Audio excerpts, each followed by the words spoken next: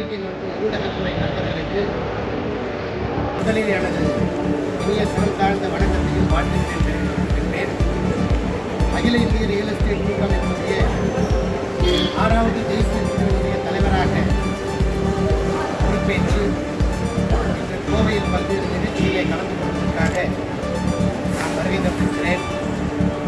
குறிப்பாக நாங்கள் சார்ந்த கட்டுமானம் உள்ளிட்ட ரியல் எஸ்டேட் துறையில் ஆளுகின்ற தமிழக அரசு கடந்த ஓராண்டில் என்னவெல்லாம் மாற்றங்களை கொண்டு வந்திருக்கிறது, இன்னும் இந்த கட்டுமானம் உள்ளிட்ட ரியல் எஸ்டேட் துறை எழுச்சி பெறுவதற்கு என்னவெல்லாம் திட்டங்களை கொண்டு வர வேண்டும் என்ற அடிப்படையில் உங்களை எல்லாம் இன்று நான் சந்திக்கின்றேன்.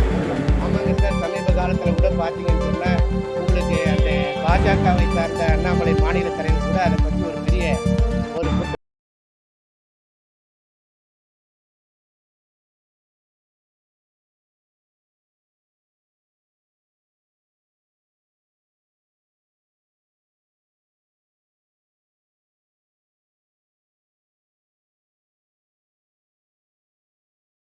என்னுடைய நண்பர்களை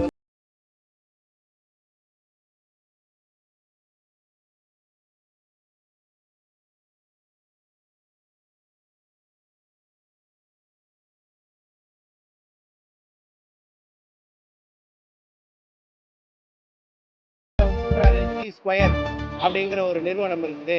அது முதல்வருடைய குடும்பத்துக்கு சம்பந்தமான நிறுவனம். டிபிஆர் சாலை, ஓஎம்ஆர் சாலை, டி ஸ்கொயர் சாலை மாற்றிட்டான். திராவிட முன்னேற்ற கழகத்தில் டி ஸ்கொயர் கழகம்னு மாற்றிட்டான். இந்த துறையினுடைய அமைச்சரை அண்ணனை டி ஸ்கொயர் முத்துசாமின்னு மாற்றிடலாம். இப்படியெல்லாம் அரைக்குறையாக, அரை வேக்காட்டுத்தனமாக, முத்திரி கொட்டைத்தனமாக இப்படிலாம் சொல்றாரு. அவர் எப்படி நம்ம அரை வேக்காடு அண்ணாமலை சொன்னா மன ரீதியாக வருத்தப்படுவோம், முந்திரி கொட்டை அண்ணாமலை மன ரீதியாக வருத்தப்படுவோம். அதே வருத்தம் தான் எல்லாருக்கும் இருக்கும் அப்படிங்கிறத அவர் புரிஞ்சுக்கணும் தம்பி. ஏன்னு சொன்னால் எல்லாம் நல்ல மனிதர்கள் தான். ஏன்னா 20 மாதங்கள்ல இந்தியாவில் இளம் தலைவராக உங்களுக்கு அழகு பார்த்தாங்க. நீங்க கவனமா அந்த செய்தியை எங்களை போன்றவங்க கிட்ட கேட்டீங்கன்னா கூட அந்த கட்சி